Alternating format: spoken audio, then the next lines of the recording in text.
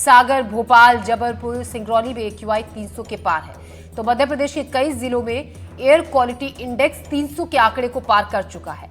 राजधानी भोपाल के ज्यादातर इलाकों में AQI 300 के पार बना हुआ है। प्रदूषण के बढ़ते हुए स्तर से लोग परेशान हैं। लोगों को काफी स्वास्थ्य से जुड़ी परेशानियां सामने आ रही हैं।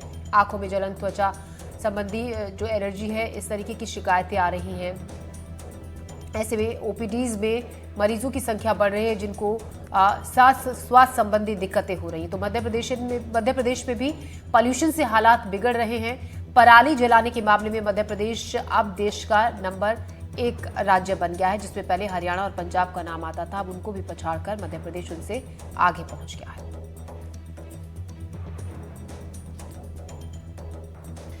आकाश द्विवेदी हमारे संवाददाता हमारे साथ जुड़ रहे हैं इसी खबर पर ज्यादा जानकारी के साथ। आकाश, पराली लगातार मध्य प्रदेश के कुछ हिस्सों में जलाई जा रही है और इस हद तक जलाई जा रही है कि मध्य प्रदेश अब दूसरे राज्यों को पछाड़कर उस स्थान पर आ गया है, नंबर 1 पर, जहां पर सबसे ज्यादा पराली जलाई जा रही है और असर इसका प्रदूषण के तौर पर दिख रहा है। निश्चित तौर पर जिन राज्यों में पहले पराली जलाने की समस्या बहुत अधिक थी, उन राज्यों ने जहां इस पर कंट्रोल पाया, वहीं मध्य प्रदेश में इसका चलन बढ़ गया और नतीजा आपके सामने है। कई जिलों में एयर क्वालिटी इंडेक्स 300 के पार पहुंच रहा है और ये एक दिन के हाल नहीं है। अगर नवंबर महीने की बात करें तो लगातार यही हालात मध्य प्रदेश के अलग अलग जिलों में देखने को मिल रहा है।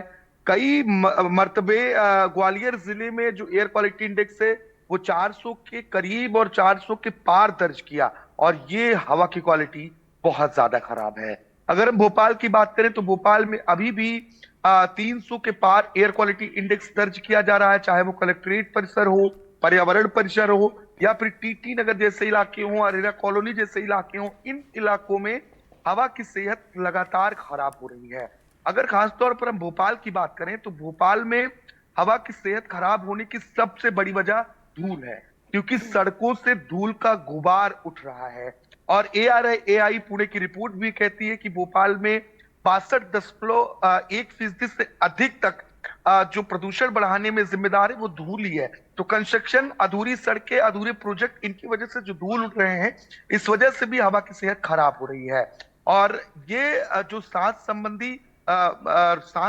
संबंधी बीमारियों से जो लोग जूझ रहे हैं, जो बुजुर्ग हैं, उनके लिए ज्यादा खतरनाक है और उन्हें ये हवा परेशान कर सकती है, क्योंकि 100 के ऊपर जब एयर क्वालिटी पहुंचने लगता है तो हवा खराब मानी जाने लगती है। और जब 300 के पार ये पहुंच रहा है तो आप खुद अंदाजा लगाइए कि हवा की सेहत कितनी खराब है। और PM 2.5 जो धूल के छोटे कण हैं, महीन कण हैं, ये हमें अपनी आंखों से तो नहीं दिख रहे हैं, लेकिन ये हमारी सांसों के जरिए फेफड़े में आसानी से पहुंच रहे हैं। जब एयर क्वालिटी इंडेक्स बढ़ता है तो यानी PM 2.5 का स्तर वातावरण में बढ़ रहा है और यही वजह है कि लोगों को बीमारियों का सामना भी करना पड़ सकता है। बीते दिन NDTV ने इस पर रिपोर्ट भी की थी और वो तस्वीर में भी दिखाई दे रहा है कि पुलिसकर्मी जो है ट्रैफिक के, वो मास्क लगा रहे हैं। कुछ लोग अपने आप को बचाने के लिए मास्क का सहारा लेने लगे हैं, लेकिन प्रदूषण के स्तर को कम करने के लिए प्रशासनिक स्तर पर कोई उपाय खास तौर पर जी। नहीं दिखाई दे रहा है। मैं आज भोपाल में नगर निगम सड़कों पर पानी के छिड़काव के अलावा कुछ और नहीं कर रहा है कि प्रदूषण के स्तर को गिराया जा सके और हवा की सेहत सुधारी जा सके। जी आकाश, शुक्रिया आपका जानकारी के लिए। तो प्रशासनिक तौर पर किसी तरीके के इंतजाम नहीं किए जा रहे हैं। जिस तरीके से पराली को जलाने से रोकने के लिए फाइन, भारी भरकम फाइन का नियम है, अगर हम बात करें हरियाणा में और पंजाब में, अब मध्य प्रदेश में आगे इस तरफ क्या कदम उठाया जाएगा, ये देखने वाली बात होगी। खबर मंदसौर से, जहां